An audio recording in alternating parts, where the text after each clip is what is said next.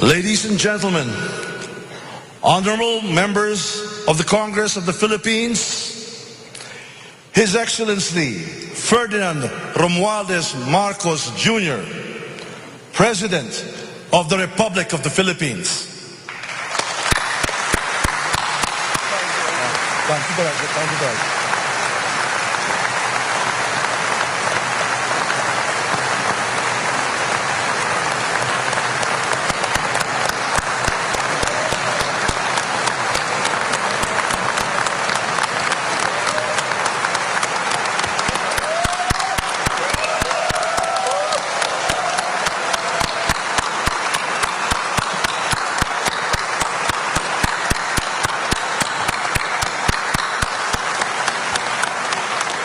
Vice President Sara Zimmerman Duterte, former Presidents Joseph Ejercito Estrada, Gloria Macapagal Arroyo, and Rodrigo Roa Duterte, Senate President Juan Miguel Zubiri, and the honorable members of the Senate, House Speaker Ferdinand Martin Romualdez, and the honorable members of the House of Representatives, Chief Justice Alexander Gesmundo, and the Honorable Justices of the Supreme Court, the Apostolic Nuncio, Most Reverend Charles John Brown, and the esteemed members of the Diplomatic Corps, the honorable members of the Cabinet, our First Lady, Luis Araneta Marcos, and our children,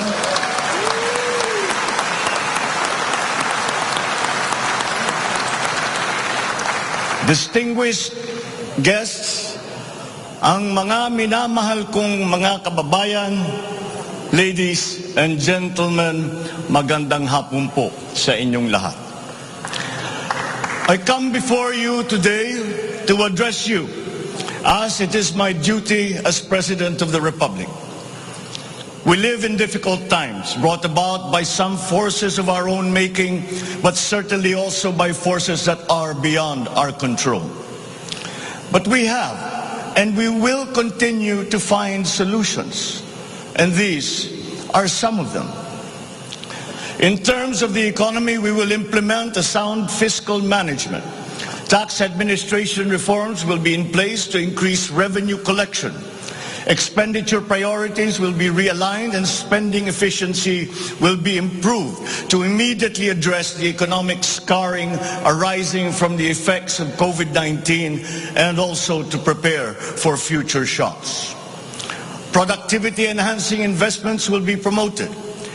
Our country must become an investment destination, capitalizing on the corporate recovery and tax incentives for enterprises, so the CREATE law, and the economic liberalization laws such as the Public Service Act and the Foreign Investments Act. Ecozones will be fully supported to bring in strategic industries such as those engaged in high-tech manufacturing, health and medical care, and all emerging technologies. This is also seen to facilitate economic growth outside of Metro Manila. Our tax system will be adjusted in order to catch up with the rapid developments of the digital economy, including the imposition of value-added tax on digital service providers. The initial revenue impact will be around 11.7 billion pesos in 2023 alone. Tax compliance procedures will be simplified to promote ease of paying taxes. We will pursue measures to determine possible undervaluation and or trade misinvoicing of imported goods. Through information and communications technology, the Bureau of Customs will promote streamlined processes. Disbursements for 2022 to 2023 will be maintained at above 20% of gross domestic product, or 4.955 trillion pesos and 5.086 trillion pesos respectively, to ensure continuous implementation of priority programs. Disbursement will further increase over the medium term from 5.402 trillion pesos, or 20.7% of our GDP in 2024, to 7.712 trillion pesos or 20.6% of GDP in 2028. The medium-term fiscal strategy of this administration seeks to attain short-term macro-fiscal stability while remaining supportive of the country's economic recovery and to promote medium-term fiscal sustainability. Furthermore, and more importantly, fiscal policy aims to bring together the national government's resources so that these are mobilized and utilized in order to gain the maximum benefit and the high multiplier effects for our economy. Measurable medium-term macroeconomic and fiscal objectives include the following headline numbers. These are based on forecasts that are consistent with the guiding principles of coherence of strategies, policy discipline, and fiscal sustainability. 6.5 to 7.5% real gross domestic product growth in 2022. 6.5 to 8% real GDP growth annually between 2023 and 2028. 9% or single-digit poverty rate by 2028. 3% national government deficit to GDP ratio by 2028. Less than 60% national government debt to GDP ratio by 2025.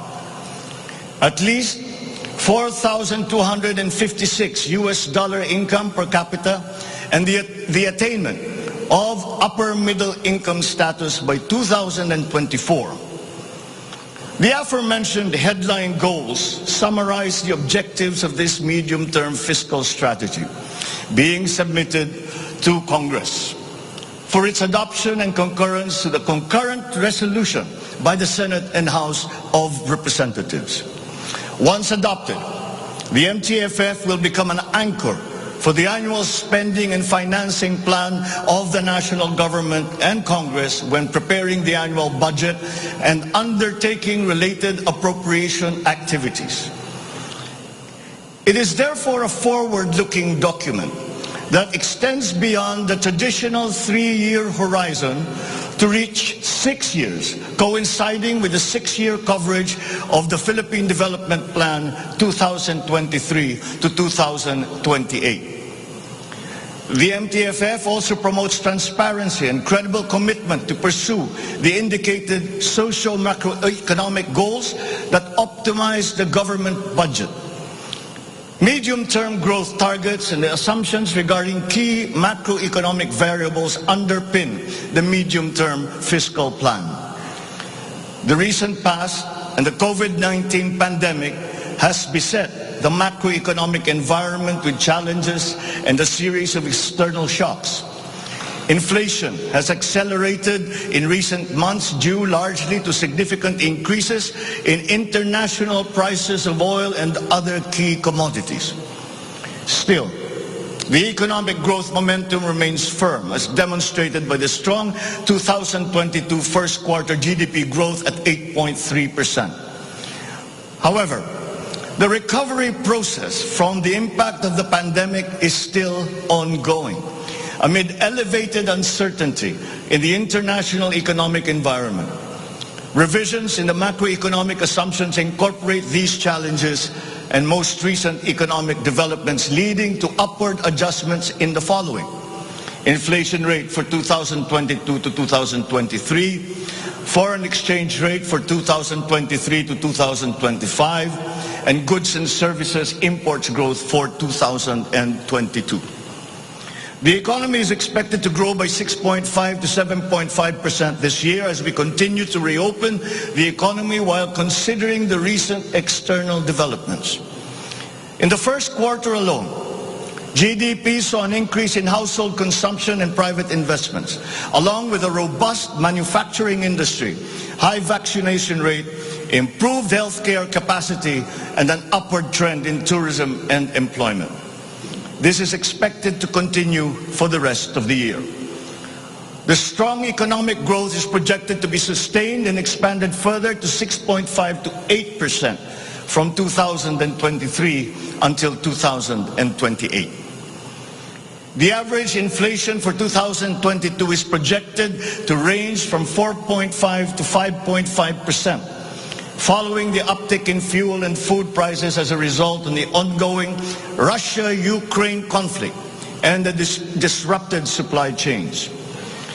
It is slightly adjusted to 2.5 to 4.5% in 2023 and is seen to return to the target range of 2.0 to 4.0% by 2024 until 2028.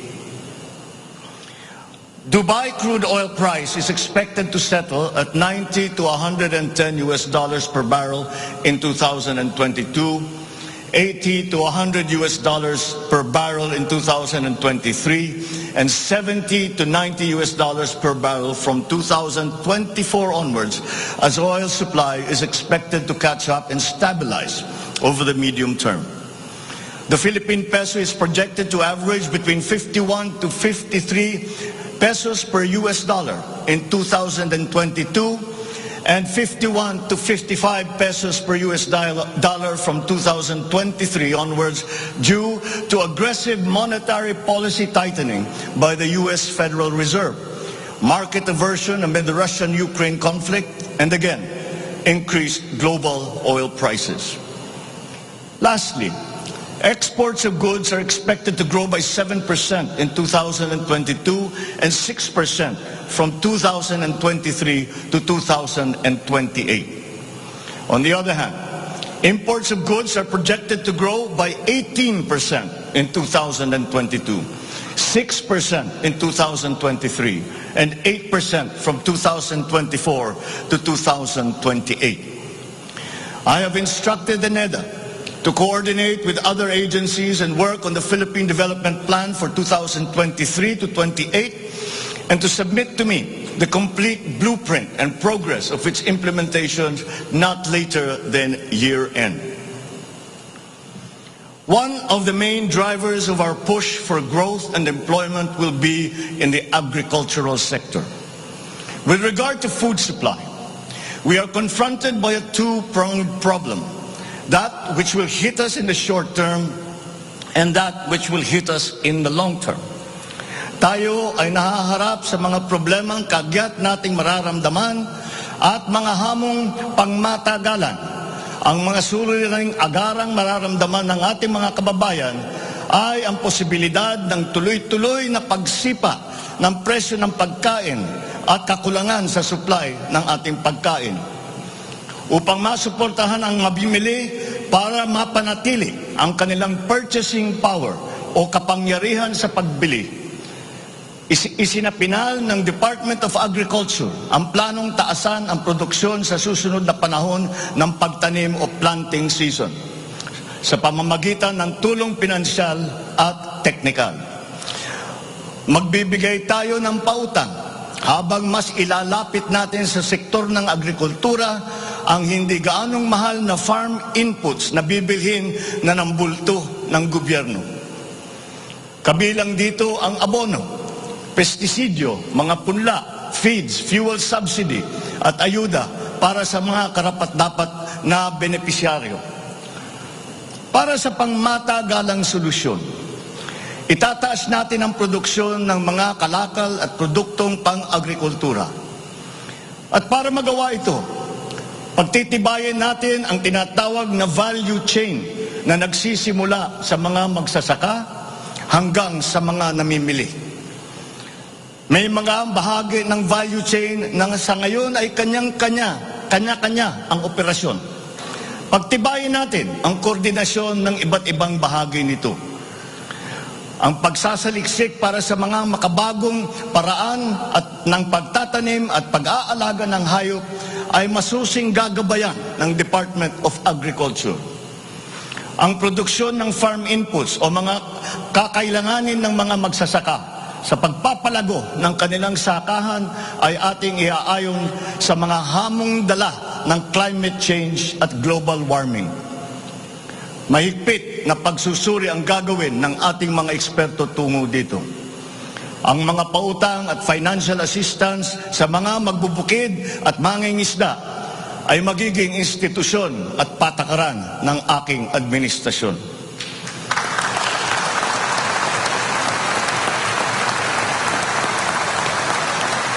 Ipapaprioridad natin ang modernisasyon ng mga sakahan sa pamamagitan ng mga makabagong teknolohiya para sa ating mga magsasaka. Atin palalawakin ang mga palaisdaan, babuyan at manukan. Lahat ng ito gagamitan ng siyensya para tumaas ang produksyong agrikultural.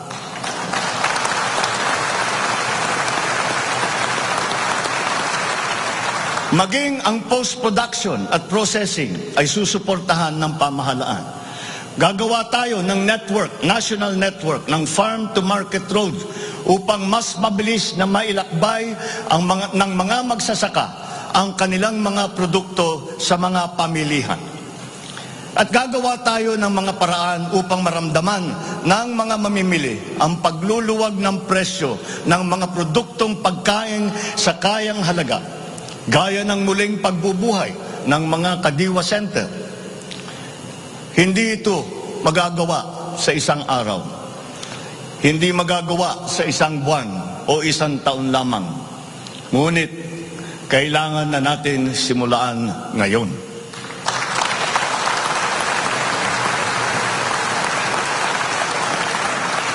Ang Agrarian Reform Program ay dapat magpatuloy. Agrarian reform is not only about acquisition, but also about support services and distribution. To assist this, I intend to issue an executive order to impose a 1-year moratorium on the payment of land amortization and interest payments.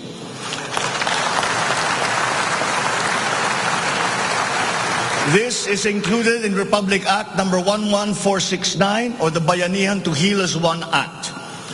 A moratorium will give the farmers the ability to channel the resources in developing their farms, maximizing their capacity to produce and propel the growth of our economy.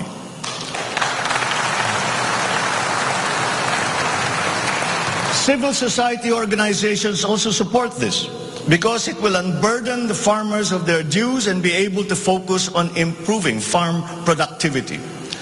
Congress must also pass a law that will emancipate the agrarian reform beneficiaries from the agrarian reform debt burden, thereby amending Section 26 of Republic Act 6657. In this law, the loans of agrarian reform beneficiaries with unpaid amortization and interest shall be condoned.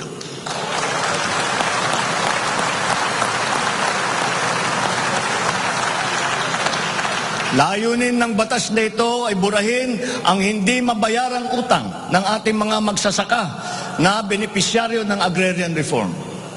Agrarian reform beneficiaries who are still to receive their awarded land under the Comprehensive Agrarian Reform Program shall receive it without any obligation to pay any amortization.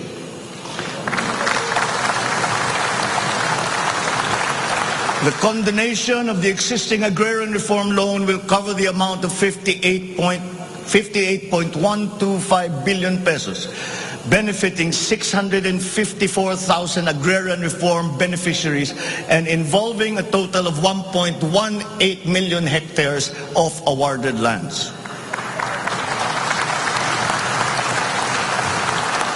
Executive Order number 75, Series 2019 requires that all government agencies, bureaus, departments, and instrumentalities to turn over agricultural lands to qualified agrarian reform beneficiaries.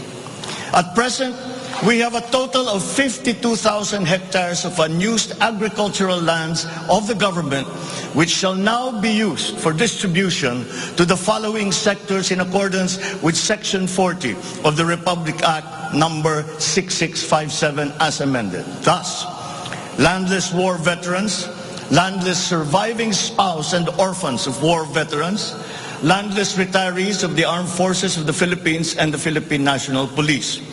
Agricultural lands acquired under this program will be given to graduates of college degrees in agriculture who are landless.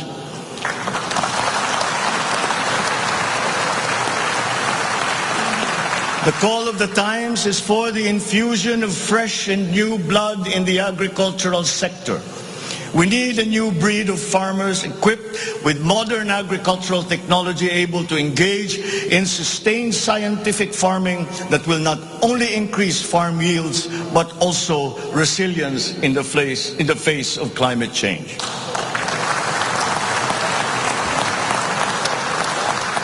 They say that each brand has a story. As for the Filipino brand, ours is deeply rooted in our rich cultural heritage, and the tourism sector plays an invaluable role in the promotion of the Filipino brand.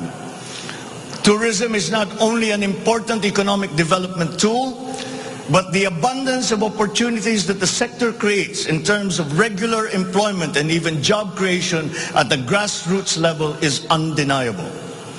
To boost our tourism industry, we will first and foremost make basic developments, such as road improvements for easier access to tourism spots. We will also upgrade our airports and create more international airports to help decongest the bottleneck in the Manila airport. We will also make it more convenient for travelers to go around the country, even to remote areas, to help promote undiscovered tourist spots. This program will be led by the Department of Tourism together with the Department of Public Works and Highways.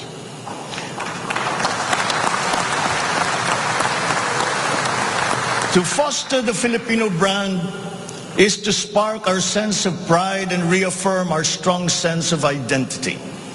It is time to welcome the rest of the world with an enhanced Filipino brand that is unique, attractive, and creative. The creativity of the Filipino is truly world-class. We excel in arts and culture, new media, live events, avenues which generate primary and downstream jobs for our creative and talented countrymen. Unfortunately, ang mga hanap buhay na ito ang unang pinadapa ng pandemya at ang pinakahuli namang makabalik sa normal. The creative industry likewise faces many challenges, including workplace conditions, working hours, intellectual property rights, and the welfare of our beloved freelancers who were left vulnerable during the height of the pandemic. We require an institutionalized creative industry that will advance the interest of its stakeholders.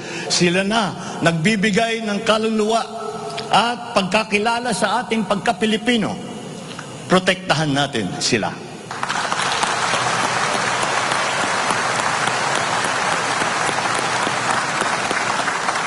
The Department of Social Welfare and Development has a large part to play in all of this.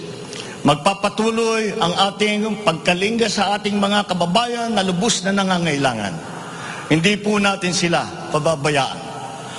Mangunguna sa pag-aagapay sa kanila ang Department of Social Welfare and Development. Utos ko sa DSWD ang mabilis na pagtugon sa pangangailangan ng mga biktima ng kalamidad at mga iba't ibang krisis. Ang mga field office nila ay inatasan na maagang maglagak ng family food packs at non-food essentials sa mga LGU, bago pa man manalasa ang anumang kalamidad. Magdadagdag tayo ng mga operation center, warehouse at imbakan ng relief goods, lalo na sa mga malalayong lugar na mahirap marating. Titiyakin natin na maayos ang koordinasyon ng DSWD at Department of Human Settlements and Urban Development nang sa ganon madali ang pagpatupad ng Emergency Shelter Assistance Program para sa mga biktima ng kahit anong kalamidad.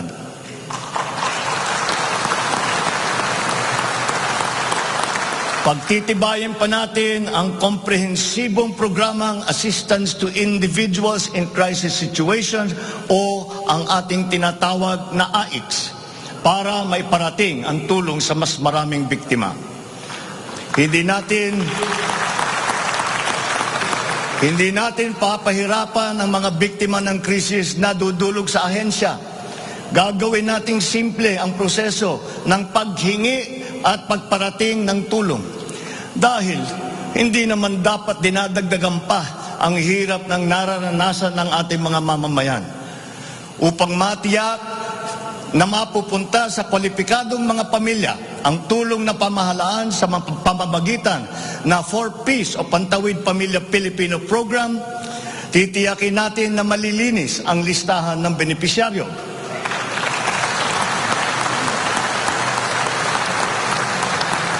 Higit na sa 1 milyong pangalan na ang nakapag-graduate na sa listahan. At nagagalak akong mabatid na sila ay nakakatayo na sa kanilang sariling paa. Kaugnay nito ay inutusan ko ang DSWD na pag-ibayuhin pa ang pagrepaso ng listahan upang maitutok ang pamimigay ng sapat na ayuda sa mga lubos na nangangailangang pamilya.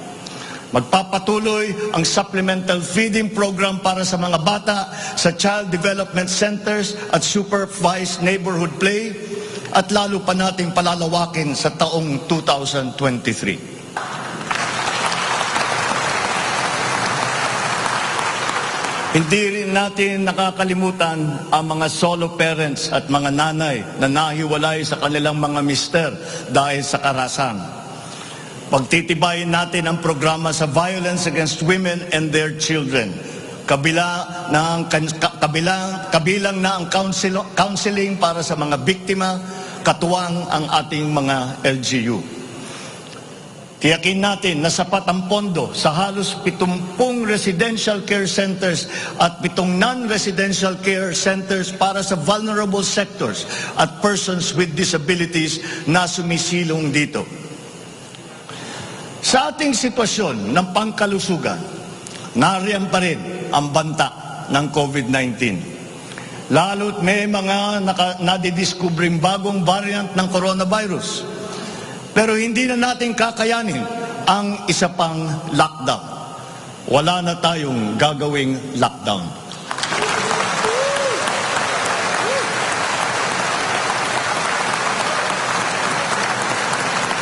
Dapat natin balansehin ng maayos ang kalusugan at kapakanan ng ating mga mamamayan sa isang banda at ang ekonomiya naman sa kabilang banda.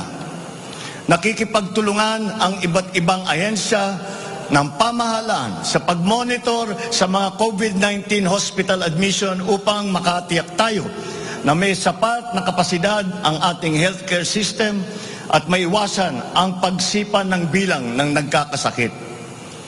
Patuloy din ang ating vaccine booster rollout para sa ating pangkalahatang depensa.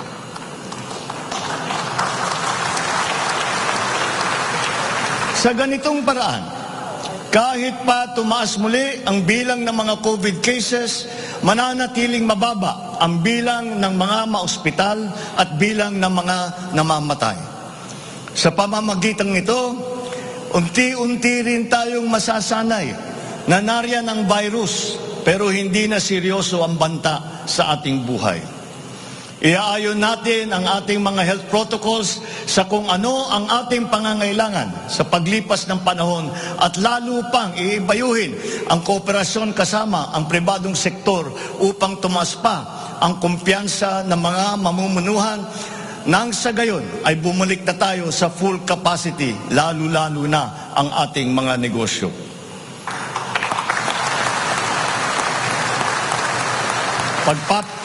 Pagbubutihan pa natin ang pagpapakalat ng tamang impormasyon ukol sa COVID, kasama ang kahalagahan ng bakuna. Mananatili muna sa ngayon ang alert level system natin. Pinapag-aralan natin ang ibang paraan ng klasifikasyon upang mas babagay sa kasalukuyang sitwasyon, lalong-lalo na sa pagbabago ng COVID. Sa pakikipagtulungan ng Kongreso, itatatag natin ang ating sariling Center for Disease Control and Prevention at ang isang Vaccine Institute.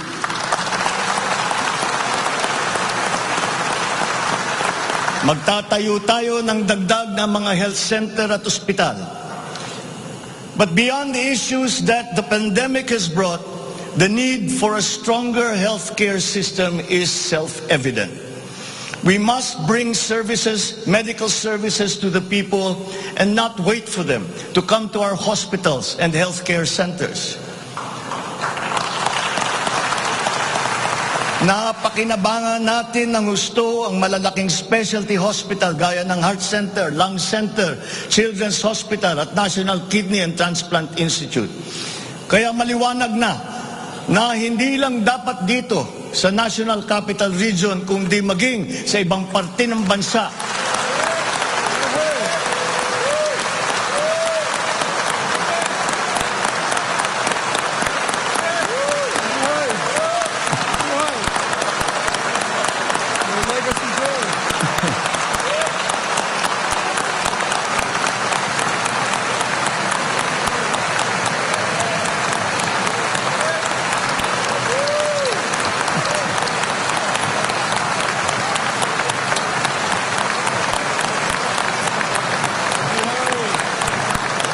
Maliwanag na hindi lamang dapat dito lamang sa National Capital Region kundi maging sa ibang parte ng bansa, kailangan magdagdag ng ganitong uri ng mga pagamutan. Bukod dito, upang mailapit natin ang healthcare system sa taong bayan, nang hindi sila kailangan pumunta sa sentro ng kanilang bayan, lalawigan o region, ay maglalagay tayo ng mga clinic, mga RHU, na pupuntahan ng mga doktor, nurse, midwife, medtech, 1 beses, 2 beses sa 1 linggo. Nang sa ganun, magiging mas madali sa may karamdaman na magpapagamot nang hindi na kailangan magbiyahe ng malayo.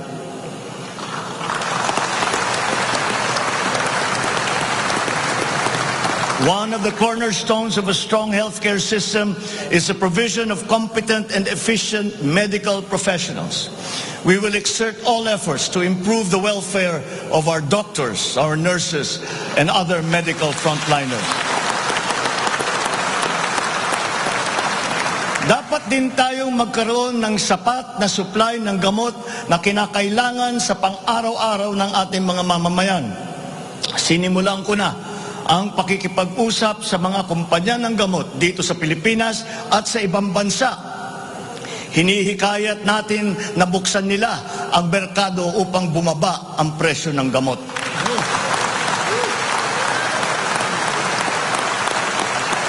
Halimbawa, kung mas marami ang mas murang generic o hindi branded na gamot sa merkado, mas bababa rin ang presyo dahil sa kompetisyon. Ang Department of Trade and Industry ay nakikipag-usap sa mga interesadong manufacturer ng generic drugs na papasok sa ating bansa. Inuutusan ko naman ang Philippine Competition Commission na pantay-pantay dapat at walang kartel sa hanay ng mga pharmaceutical companies.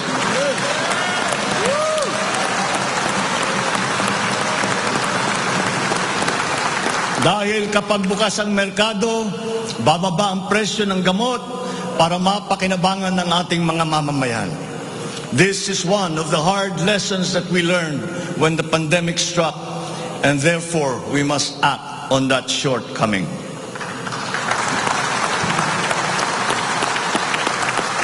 In the educational sector, I believe it is time for our children to return to full face-to-face classes once again.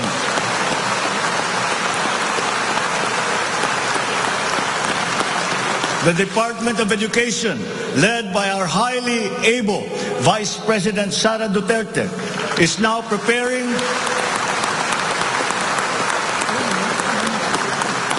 preparing for its implementation in the upcoming school year, with utmost consideration for the safety of students as we are still in the middle of the COVID-19 pandemic. We must ensure that our classrooms are safe for teachers, for students, and the entire academic community when they return to face-to-face classes. We continue to encourage everyone to get their booster shots in preparation for the resumption of in-person classes. This is one of the reasons I have directed the Department of Health and the Department of Interior and Local Government to undertake another rollout of booster shots.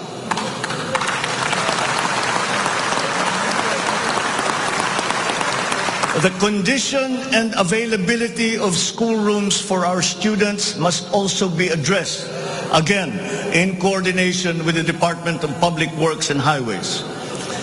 Though some complications have arisen over the question of repair of school buildings in relation to the Mandanas-Garcia ruling, this will be ironed out.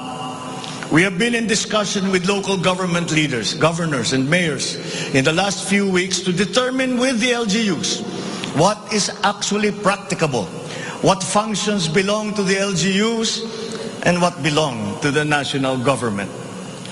There have also been lengthy discussions on the continuation and viability of the K-12 school system. We are giving this careful review, and all necessary inputs and points of view are now being considered. In the longer term, we are instituting a program of refresher courses and retrainings for our teachers so they can stay abreast of the rapid growth in technology, especially in this post-pandemic world. As for the horror stories that we have heard about the poor quality of educational materials and supplies that are being given to our schools, this must end.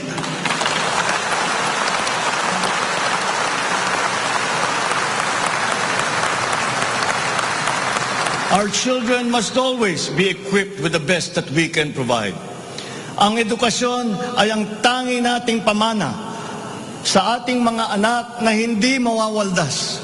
Kaya anumang gastusin sa kanilang pag-aaral ay hindi tayo nagtitipid. Hindi rin tayo nagtatapon. And once again, I am not talking about history or what is being taught. I am talking about materials that are necessary for effective teaching in this day and age. Children now need connectivity to the internet. They need devices to use. They need computers, educational tools.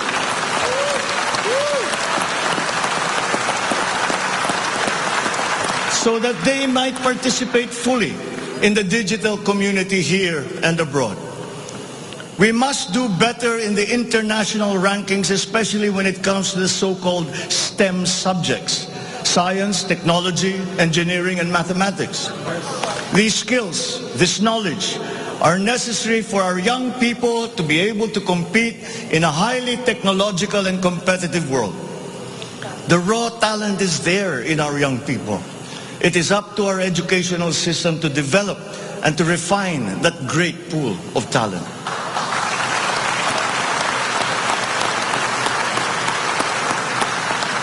Foreign employers have always favored Filipino employees because of our command of the English language. This is an advantage that we must continue to enjoy. The internet has now become the global marketplace, not only for goods, services, but also for ideas, even extending to our own personal interactions. And the language of the internet, for better or for worse, is English. Therefore, the question of our medium of instruction must be continuously re-examined to maintain that advantage that we have established as an English-speaking people.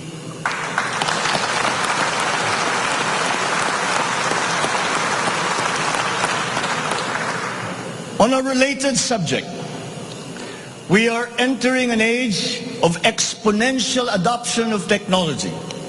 It is the fourth industrial revolution.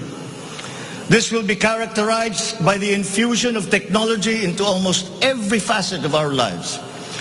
Breakthrough technologies in the areas of quantum computing, artificial intelligence, nanotechnologies, the Internet of Things, robotics, self-driving electric vehicles, 3D printing, virtual and augmented realities, among others, that will radically transform the way business is done. The scale and the speed at which these innovations are introduced universally into our everyday lives and activities is unprecedented in our recorded history. We cannot stand idly by. The mission of our Department of Information and Communications Technology is to identify and utilize these innovations to improve governance. It has the daunting task now of transforming our government into an agile bureaucracy that is responsive to the needs of the public. Provide good and solid data to ensure informed decision-making. as well as allow secure and seamless access to public services. The voluminous records stored in the government warehouses and archives have to be digitized. Those that are already stored in various inventories of data should be harmonized and shared across departments and agencies. Needless to say, these have to be kept in large data centers that are secure yet accessible. The national ID will play an important part in this digital transformation.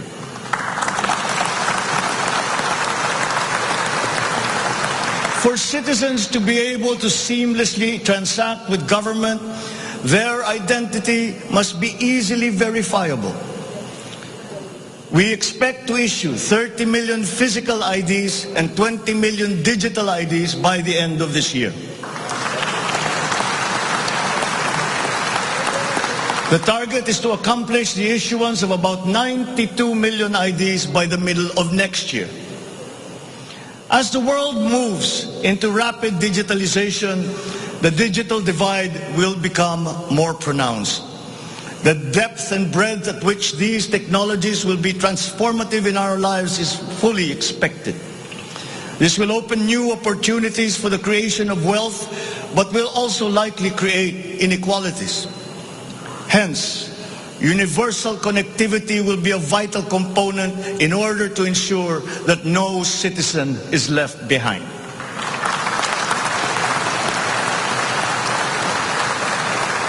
I have therefore tasked the DICT to deploy digital connectivity across our various islands. This will be done through the implementation of the National Broadband Plan, the Common Tower Program, connecting our geographically isolated and disadvantaged areas via our Broadband ng Masa project.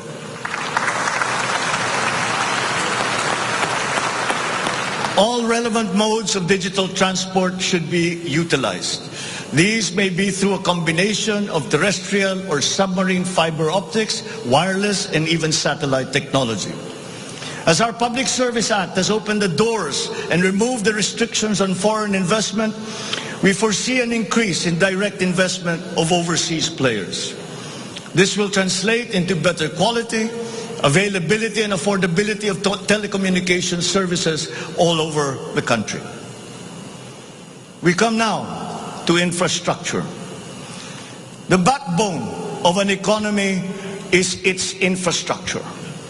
The infrastructure program of the Duterte administration must not only continue, but wherever possible, be expanded.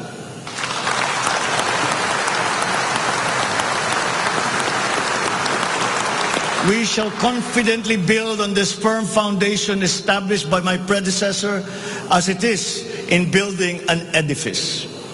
We must keep the momentum and aspire to build better, more. Necessarily, infrastructure development will remain a very high priority in our drive for growth and employment. Once again, I will not suspend any of the ongoing projects, as those have already been shown to be of benefit to the public that they serve.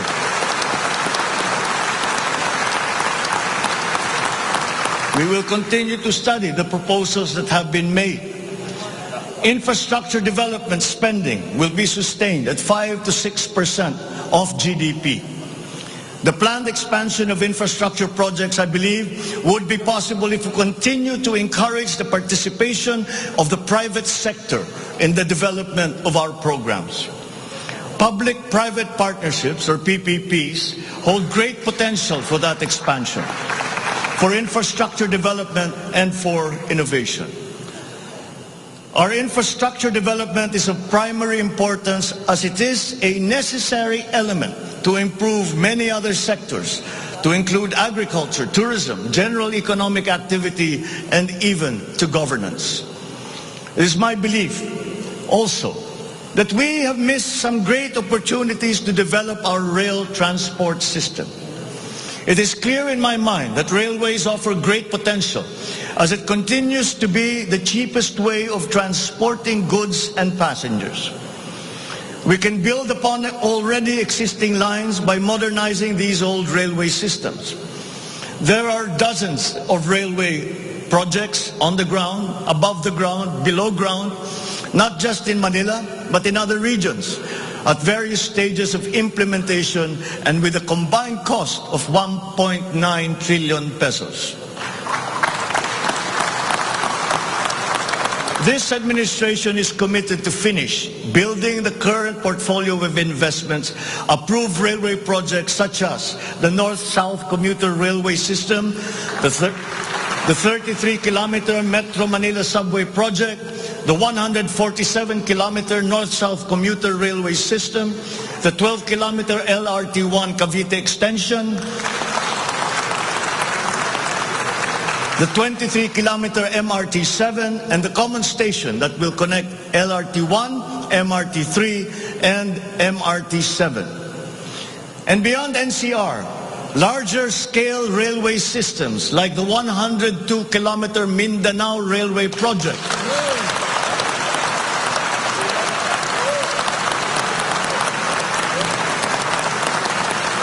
the Panay Railway Project, and the Cebu Railway System will be integrated as a vital part of our transport and communication systems. We will also continue to improve our roads and transportation systems in key cities throughout the country through various projects such as the Cebu Bus Rapid Transit, Davao High Priority Bus System, Ilocos Norte Transportation Hub, the El Nido Transport Terminal.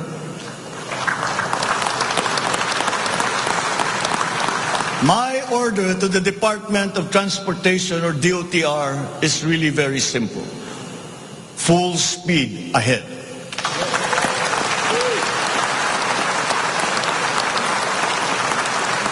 Improving our railway system along with modernizing existing airports and seaports will maximize our strategic location in the Pacific and connect our many islands. A key sector in our transformation plans is that of energy. Another fundamental requirement for growth and increased employment will be the availability of cheap, reliable energy.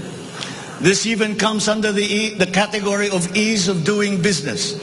If we are to attract investors, both local and foreign, to set up shop here in the Philippines. At present, our demand for energy far exceeds our reliable supply. We must increase the level of energy production. We must look at every possible option that would be appropriate for the Philippine situation. There is some room to expand our present power supply through existing power sources, but this is only to a very limited extent. We must build new power plants.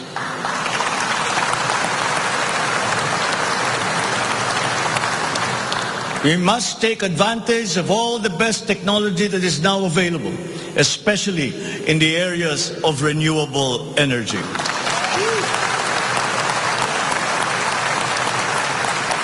Our search for new power sources should always be with an eye to improving the mix of the energy supply between traditional and renewable sources. The technology on renewable energy is progressing rapidly, and many of these technologies are appropriate for the Philippines. We have already begun windmill power. We are now expanding very quickly our solar power production.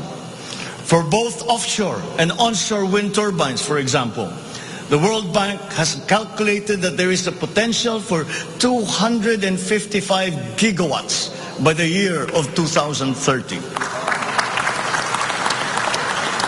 Solar power has steadily increased its efficiency in converting sunlight to electrical power, which is particularly attractive for the Philippines.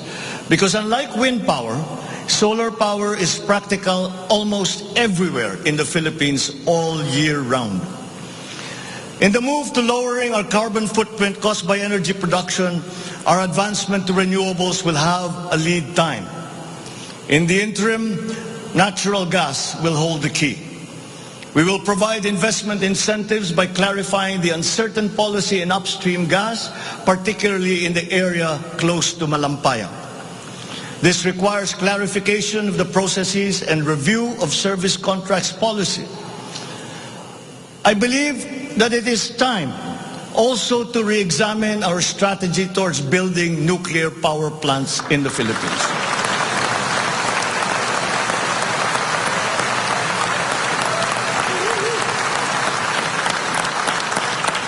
We will comply, of course, with the International Atomic Energy Agency regulations for nuclear power plants as they have been strengthened after Fukushima.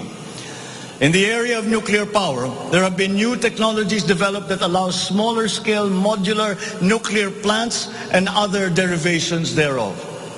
Once again, PPPs will play a part in support as funding in this period is limited. Furthermore, we must examine the entire system of transmission and distribution for the purpose of finding ways to lower the price of energy to the consumer and to industry. We must expand the network of our transmission lines while examining schemes to improve the operation of our electrical cooperatives. All this in aid of reducing energy costs, especially but not limited to households. All this impetus for development and growth we undertake within the context of accelerating climate change and extreme weather conditions. Though we are a minor contributor to climate change globally, we have the unfortunate distinction of being one of the most vulnerable countries to the effects of climate change. For the welfare of our people, it is incumbent upon us to alleviate the effects of that vulnerability. The use of renewable energy is at the top of our climate agenda. We will increase our use of renewable energy sources such as hydropower, geothermal power, solar, and wind. Geographically, we are a disaster-prone country. Capacity building for our natural disaster resiliency is therefore a must. Investment in science and technology is imperative to enable us to have accurate weather forecasts and on-time disaster alerts.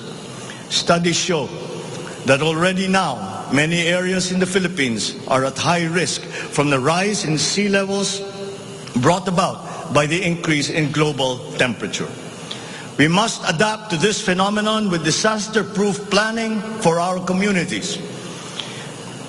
We will also look into the precarious fresh water supply situation in the country, especially in our urban areas. Many of our water supply systems date back to the 1950s, and they must now be rehabilitated and improved. I've instructed the DNR, together with the DPWH, to explore possible partnerships with the private sector to address this crucial situation. The Philippines has excellent laws on the environment, but we have to guarantee that these laws are properly enforced. And this will require a great deal of coordination and cooperation between concerned government agencies and private stakeholders.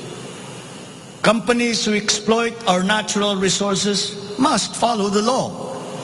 We all have the responsibility to preserve this earth, for we are but custodians and we will pass on this great treasure to future generations.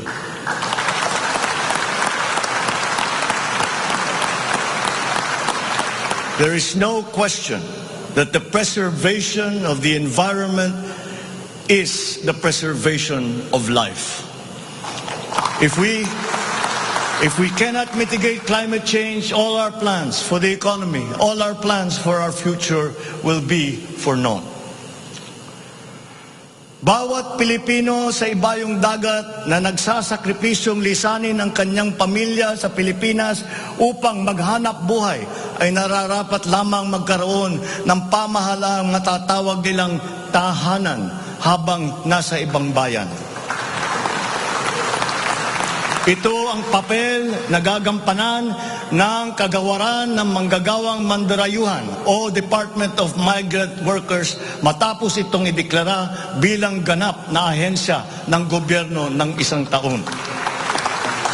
Ang kagawarang ito ang magsisilbing kanlungan ng ating mga kababayan sa gitna ng mundong walang kasiguruhan at mahigpit na kompetisyon.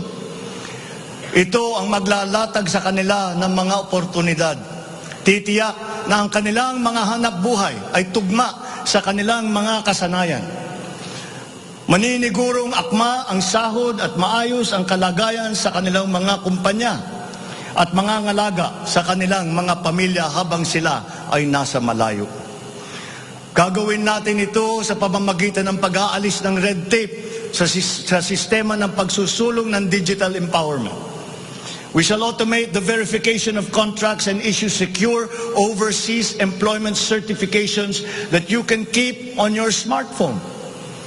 I call on the Department of Migrant Workers and the DICT to make this a top priority.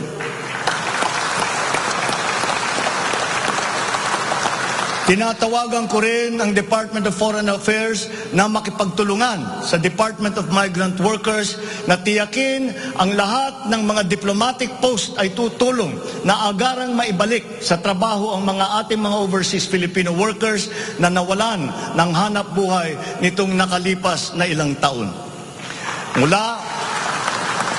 Mula sa 3 buwan ay gagawin na lang nating 3 linggo para sa isang dayuhang employer na iproseso ang mga papeles ng Pilipinas, ng Pilipinong nais nitong kunin bilang empleyado.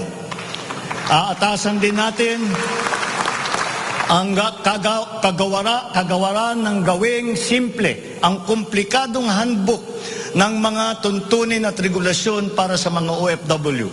Nang sa gayon ay maging malwan ang mga transaksyon may kinalaman sa kanilang pangingibang bansa. Mula sa handbook na may 240 seksyon ay gagawin nating pamphlet na lamang na hindi hihigit sa 100 pahina. Mahirap na nga ang buhay. Kaya naman, ayaw pa natin makitang lalo pang nahihirapan ang ating mga manggagawang mandarayuhan sa pagtupad sa kanilang mga pangarap. Para sa mga kababayan nating naiipit sa kaguluhan, inaabuso at nanganganib ang buhay, ikinagagalak kong sa ilalim ng aking pamumuno ay ilulunsad natin ang One Repatriation Command Center o ORCC.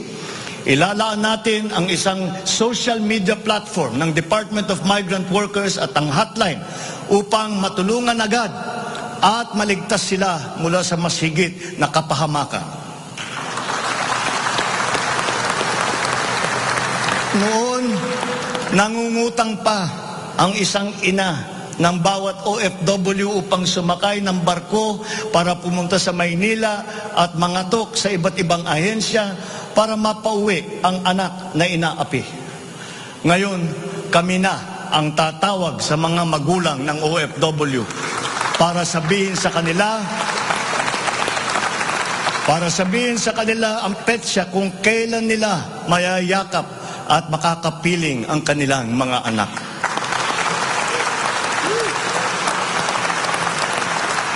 Sa kasalukuyan ay nakikipag-ugnayan tayo sa pamahalaan ng Saudi Arabia upang buksan muli ang deployment. Kaya natin at gagawin natin ang makipagnegosasyon na mabigyan ang ating mga kababayan doon ng tamang pasahod at mapangalagaan ang kanilang karapatan at kapakanan. Muli natin patitibayin ang respeto at pagkakaibigan ng ating dalawang bansa tulad ng namamagitan sa ating ama sa kanilang hari. Sa mga susunod na buwan ay magtutungo si Secretary Susan Ople sa Saudi Arabia upang tiyakin na may sapat na puwersang magsisiguro na mabubuksan muli ang empleo sa bansa at para maisulong ang ating kampanya laban sa human trafficking. Ngayon, para naman sa mga anak na naiwan sa Pilipinas, titiyakin ng Department of Migrant Workers sa pamamagitan ng OWA na sila ay maipapasok sa magagandang paaralan, magtuturo sa kanila ng financial literacy, mental wellness, sports, sining, kultura. Ito ay mangyayari sa pakikipagtulungan ng iba't ibang ahensya ng pamahalaan. Alagaan natin ang kabataang Pilipino sapagkat sila ang kinabukasan ng ating inambayan.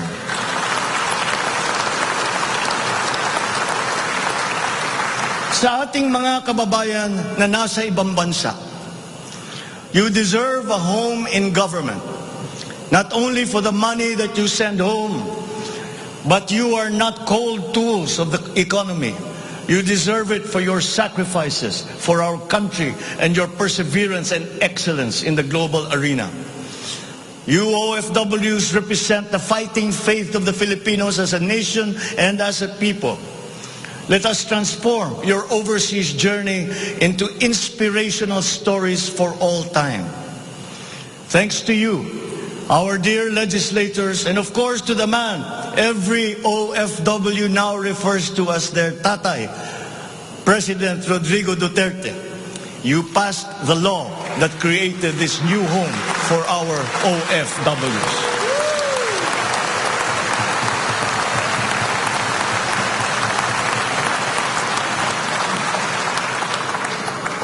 On the area of foreign policy, I will not preside over any process that will abandon even 1 square inch of territory of the Republic of the Philippines to any foreign power.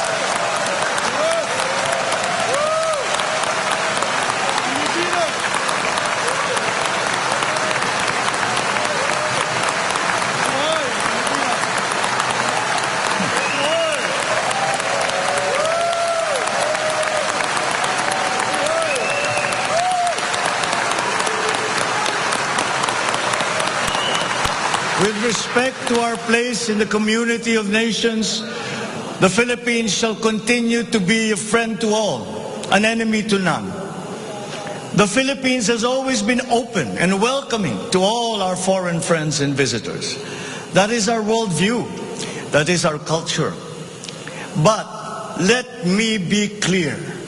We are very jealous of all that is Filipino.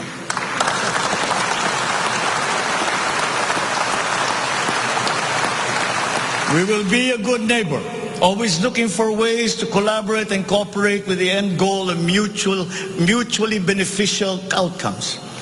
If we agree, we will cooperate and we will work together. And if we differ, let us talk some more until we develop a consensus. After all, that is the Filipino way. But we will not waver. We will stand firm in our independent foreign policy with the national interest as our primordial guide.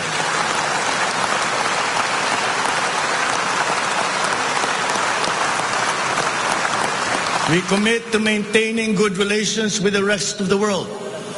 As a matter of fact, it is my sincere belief that the need for strong bonds and collaboration among nations emerges in the direst of times, such as in a pandemic.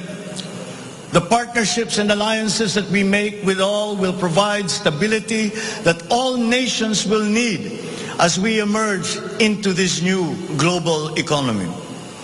The Philippines will continue to promote stronger and multifaceted relationships with all our partners around the world. We are in fact grateful for the messages of support and offers of help that we have received from many of our friends in the international community. This has been communicated to us through the different envoys and ambassadors here in the Philippines.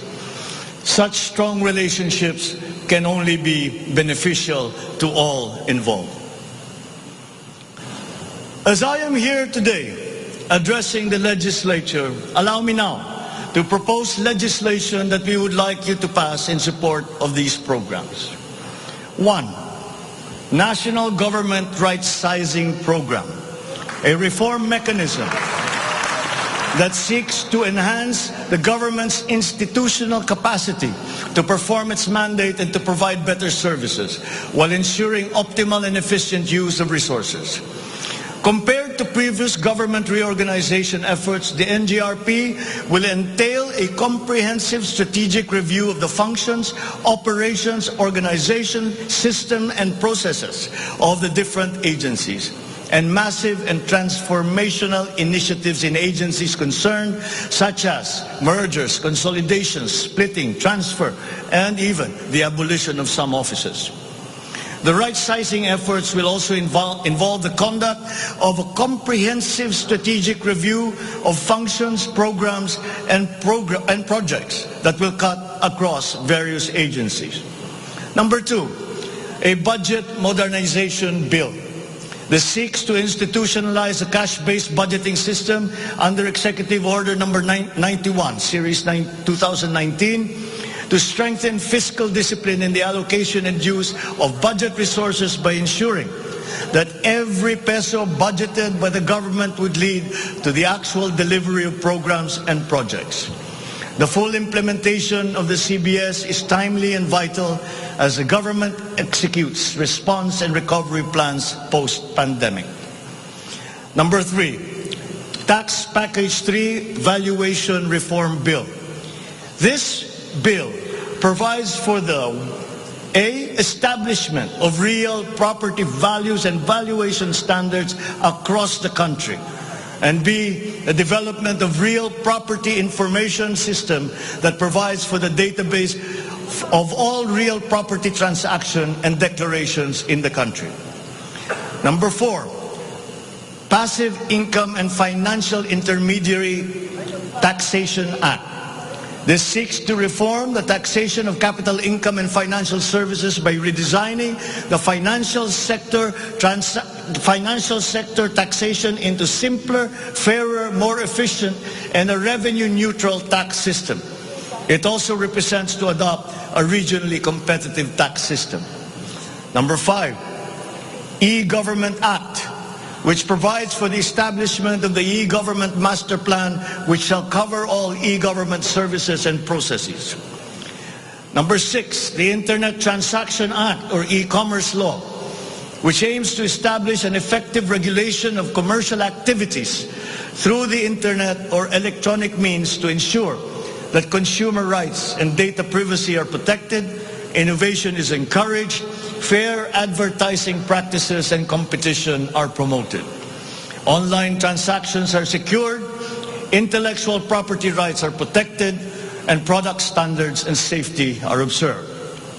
Number 7, Government Financial Institutions Unified Initiatives to Distressed Enterprises for Economic Recovery. This seeks to provide financial assistance to distressed enterprises critical to economic recovery through programs and initiatives to be implemented by the Land Bank of the Philippines, the Development Bank of the Philippines, and the Philippine Guarantee Corporation for purposes of addressing liquidity or solvency problems of MSMEs and strategically important industries to encourage their continued operation and maintain employment. Number 8, the establishment of a Medical Reserve Corps. Establishes a Medical Reserve Corps under the Health and Emergency Management Bureau of the DOH. The MRC shall be composed of licensed physicians, medical students who have completed their 4 years of medical courses, graduates of medicine, registered nurses, licensed allied health professionals. Number 9, National Disease Prevention Management Authority. This bill seeks to create the Center for Disease Prevention and Control attached to the DOH. Number 10, the creation of the Virology Institute of the Philippines. This will create the Virology Science and Technology Institute of the Philippines as an attached agency of the DOST. All offices and units under the DOST with functions related to virology shall now be transferred to the Virology Institute of the Philippines. Number 11, the Department of Water Resources. This seeks to create the Department of Water Resources and adopts the integrated water resource management as the strategic framework for national water management, policy making, and planning. Number 12, Unified System of Separation, Retirement, and Pension. This grants a monthly disability pension in lieu of disability benefits provided under existing laws for military and uniformed personnel retired by reasons of disability. Number 13, the E-Governance Act. It promotes the use of internet, and other ICT to provide opportunities for citizens. Number 14, the National Land Use Act.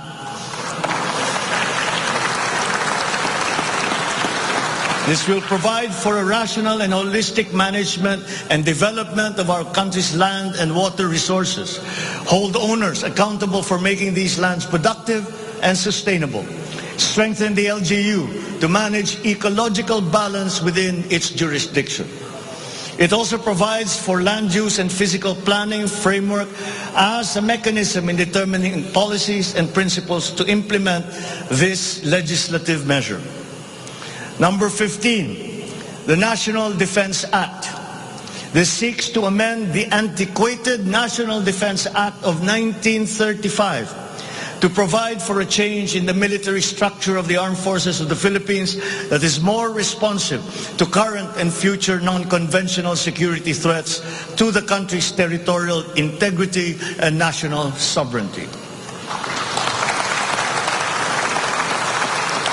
Number 16, Mandatory Reserve Officers Training Corps and National Service Training Program.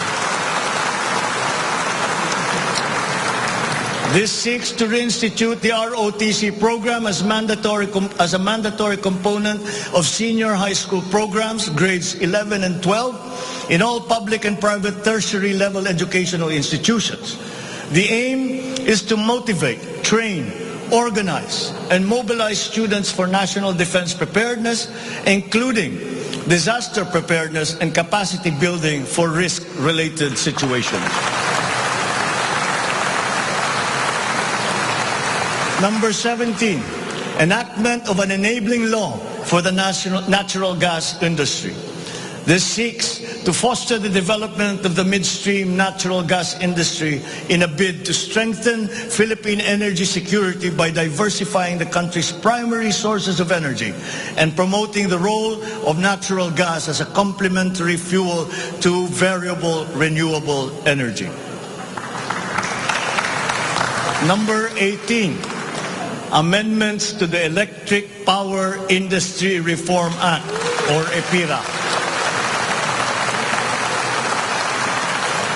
This aims to improve the implementation of the law's provisions and enhance its effectiveness to address the high cost of electricity, alleged market collusion, and insufficient power supply. The bill seeks to restructure the Energy Regulation Commission to foster accountability and improve the Commission's government system that would ensure consumer protection and in enhancing competitive operation of the electricity market. Number 19, amendments to the Build, Operate, Transfer Law. This seeks to improve the implementation of the public-private partnership program and to be able to direct the desired outputs and outcomes in line with the strategic development targets of the country. Specifically, the amendments seek to, 1, address the ambiguities in the existing law, 2, address the bottlenecks and challenges affecting the implementation of the PPP program, and 3, foster a more competitive and enabling environment for PPPs. To my fellow Filipinos, ang aking mga minamahal na kababayan, batid ko na hindi madali ang ating pinagdaraanan sa nakaraang higit na 2 taon. Alam ko rin na ang bawat isa sa inyo ay ginagawa ang lahat ng inyong makakaya upang patuloy na harapin ang lahat na pagsubok sa kasalukuyan. I do not intend to diminish the risks and the challenges that we face in this turbulent time in global history. And yet, I see sunlight filtering through these dark clouds. We have assembled the best Filipino minds to help navigate us to this global crisis that we are now facing. We will endure. Let our Filipino spirit ever remain undimmed.